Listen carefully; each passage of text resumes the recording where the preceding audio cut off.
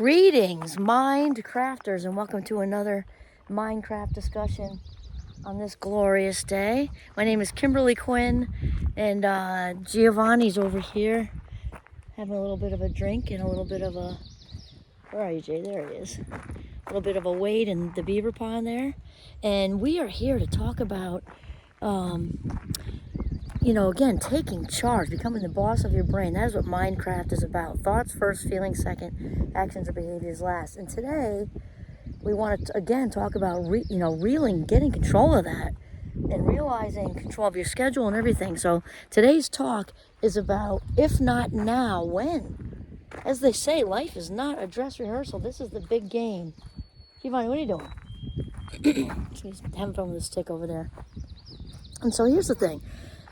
We often just put stuff off. We put life off. We want to do this with that person, do this with that person. If not now, when? And also, I don't want to say professionally speaking, or I want to say passion speaking.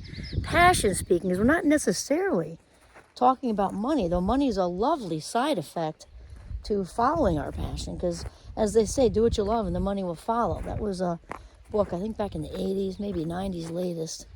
Anyway, an oldie but a goodie. And we're talking about really listening to that inner voice and knowing, when we listen to the inner voice, we then are able to, see the green lights and also the red lights. The red lights tell us which way to not go. The green lights tell us which way to go. But here today, I really want to talk about sort of another essentialist tip. I'm a grasshopper on my white belt. And my white belt with maybe a blue stripe in essentialism. I'm reading that book by Greg McGowan. It's just great. And one of the things the essentialists talk about is exactly this. If not now, when? But also not trying to do it all at once, like striving for this big action and then you get subpar results. Because typically that's not how the big results happen, ironically. From the big, huge, big, gigantic, shoot for the stars grab. That's not usually how the results happen. The biggest, most grand results, you can interpret that however you like, but you're just happy with your children's book, the business you wanted to start, the grown-up book you wanted to write, whatever it is, passion project you have. Typically, it's about taking small steps along the way. And I've talked about appreciating the breadcrumbs. I was just saying this actually to some folks I'm working on a big project with, and it's been breadcrumbs. It's breadcrumbs. I just tackled another breadcrumb this morning. I don't say tackled in a good way because I'm having loads of fun doing it. And it is so important to appreciate the breadcrumbs. There's a very loud woodpecker over there. You can hear the birds too. It's so nice. Okay, so I remember back when I wrote my first book, maybe it was right before, or I was starting to write my first book. I don't even remember who said it to me, actually. But they said, and at that time we had 4 kids, 5 and under, did not have our Spice Child, had not been born yet.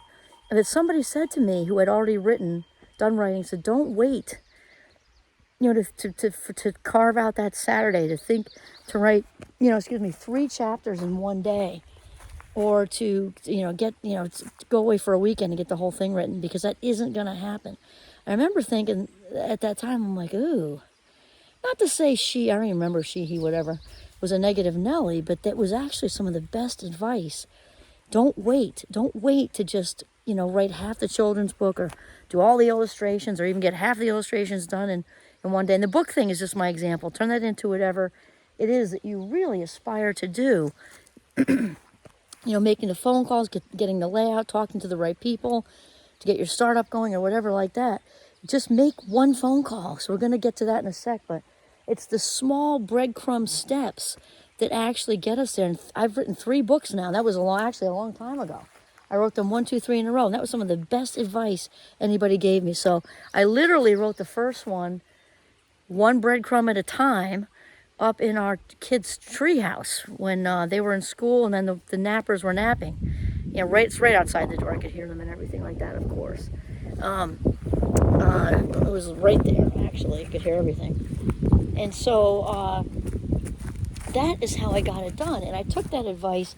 That was a long time ago. I wrote those books way back when they were say, young and in school and napping and things like that. And that's how I got it done. And I took that advice into now, with, again, my example is writing, but it doesn't have to be. Turn that into whatever your passion is. But writing is the psychology today, and those are short. If you just get started, come up with a title. There's your start right there. And to keep, the whole thing is the momentum thing, because small steps, the breadcrumbs are what get you to the manifestation. It's interesting because so many people, I think, tend to be more outcome based and thinking about when it's published and the book signing. Again, writing's just my example for this because it's easy for me. It can be your launch for your business. It can be whatever. So many people are excited for that big grand opening or that book signing or that, film festival debut or whatever. And that's all exciting. It's super exciting. But the actual manifestation part is actually the smallest piece of it. That's why it's so important to appreciate and be grateful for and thoroughly enjoy the breadcrumbs. Oh, we can maybe sit right here, G. What do you think? Unless the brook is too loud for everybody. I don't know. Such a nice spot here. Okay, so, yeah, I got the humid hair today. Okay, so that's it. Appreciate the breadcrumbs. I actually just said this to some of the folks I'm working with, on this project that I'm doing, and they stopped and said, "Wow," one of them from NYC. I love this guy. Super cool. Said, "Wow, you don't hear that much." And I was like, "What do you mean?" He said, "People actually appreciating the journey. They want everything like now. Yesterday, like kick it out, kick out the podcast, kick out the film, kick out the book, kick out the business, kick out the whatever." It's rarely. I was like, wow, because otherwise, what's the point? If you're not enjoying your life minutes along the way, what's the point of the big shebang at the end, really? It's kind of like you're just doing your time, and I'm not willing to sacrifice my life minutes like that. Obviously, you have speed bumps along the way. We have a little redo we have to do right now, which is fine, because that means the next one will be better, and stuff like that. But we have to really just appreciate the journey for darn sure, and small change. Remember, not the big leaps, not the reach for the stars in one shot. Reach for the stars, yes, but in breadcrumb increments. That's what we're saying. Okay, the next part of this is once you realize what your passion project is to in the morning. Well, I'm an early bird, but I don't know that it works the same at night. If you are a night owl, go with that and see how it goes. The reason the morning thing is different, regardless of what your clock is that the morning thing obviously is before you start out your day and before you go out into the world and do your stuff. And once the day gets going, it can get by you. So that's the thing. So the second part of this is to make a win list, or a victory list, however you want to call it. And this is a to-do list, but it's very specific.